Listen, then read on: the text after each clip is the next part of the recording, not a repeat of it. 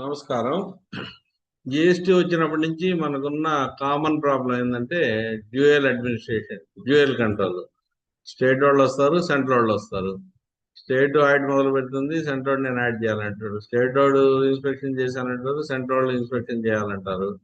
State వాళ్ళు already show cause ఇచ్చి ఈ పీరియడ్ 17-18 అనుకోండి, ఫర్ ఎగ్జాంపుల్ 17-18 టు 24-25 వరకు మేము కవర్ చేసామంటే సెంట్రల్ వాళ్ళు మళ్ళీ మేము కూడా అదే పీరియడ్ కి మళ్ళా ఇవ్వాలి అంటారు. ఇది చాలా కన్ఫ్యూజన్ గా ఉంది. డే 1 నుంచి కూడా చాలా కాంప్లికేటెడ్ ప్రాబ్లం. అంటే మనకు సెక్షన్ 6 లో కూడా అన్ని సేఫ్ గార్డ్స్ పెట్టినప్పటికి కూడా స్టేట్ సెంట్రల్ మధ్య కోఆర్డినేషన్ సరిగ్గా లేనందువల్ల ఒకటే ఇష్యూ మీద ఇద్దరు డీలర్ మీద ప్రొసీడ్ అవ్వడం జరుగుతుంది. దీనికి సంబంధించిన ఒక మంచి జడ్జిమెంట్ ఇప్పుడు మనకు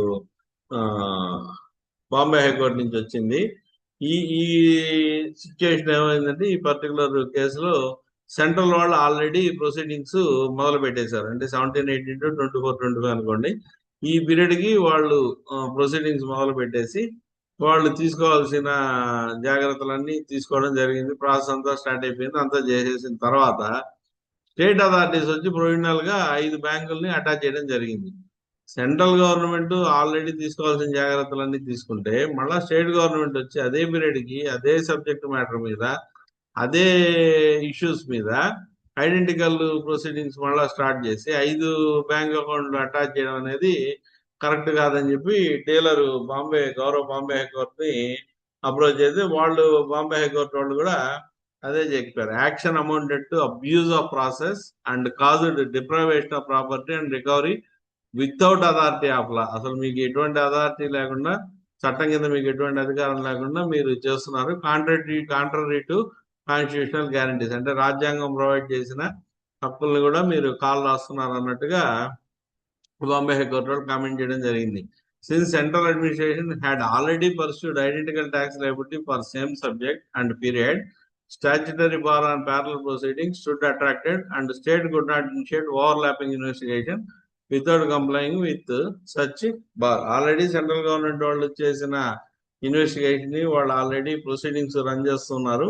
మరి అదే సబ్జెక్ట్ మ్యాటర్ మీద అదే పీరియడ్ కి మళ్ళా సేమ్ దీని మీద మీరు ట్యాక్స్ లయబిలిటీని పర్సూ చేస్తూ బ్యాంక్ ని అటాచ్ చేయడం అనేది కరెక్ట్ కాదు అని చెప్పి వీళ్ళు ఒక ఒపీనియన్ తీసుకొని కొట్టివేయడం జరిగింది. కాబట్టి ఒక ఐడెంటికల్ సిచ్యుయేషన్ ఉన్నప్పుడు, ఐడెంటికల్ పీరియడ్ ఉన్నప్పుడు, ఐడెంటికల్ ఇష్యూస్ ఉన్నప్పుడు only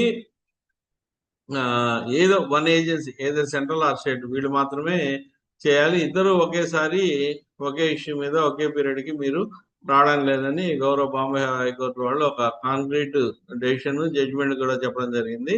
BB metal versus joint commission of state tax 185 taxman.com 595. దీంట్లో ఇది పబ్లిష్ చేయడం జరిగింది. 185 taxman.com 595 taxman వెబ్సైట్ లో.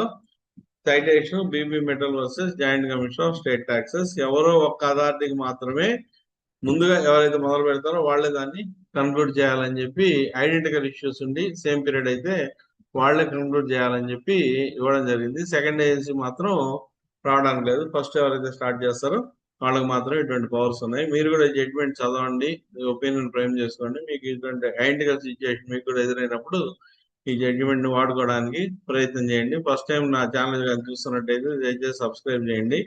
వీడియో నచ్చినట్టయితే లైక్ చేయండి, షేర్ చేయండి. మంచి మంచి వీడియోలు చేయడానికి నాకు తగిన ప్రోత్సాహాన్ని కల్పించండి.